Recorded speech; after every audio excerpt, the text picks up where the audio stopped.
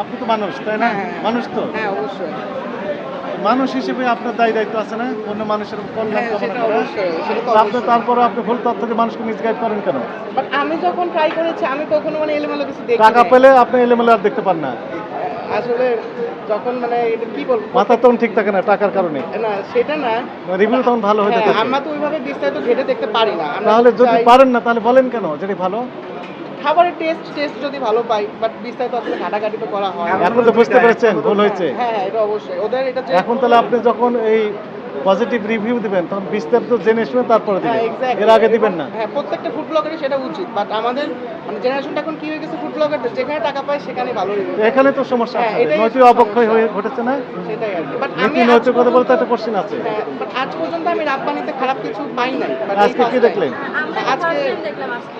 আপনিও first food time। Blogger? না না না না, না, না। আমি দেখলাম আর কি। আমি রাব্বানিতে খাওয়া দাওয়া করছি। ওর আপনাদের খাওয়া দাওয়া করে আর কি। আমি আজকে মেইনলি আসছিলাম পাশের উনি রেস্টুরেন্ট। আপনার সাথে আসছেন মনে হয়। হ্যাঁ, হ্যাঁ, আমার জন্য। একই গ্রুপের ইনারা আছেন। টাকা পেলেই ভালো, টাকা না পেলে নাই। বাট সাডেনলি এগুলো করবেন না। শুট করতে আসি।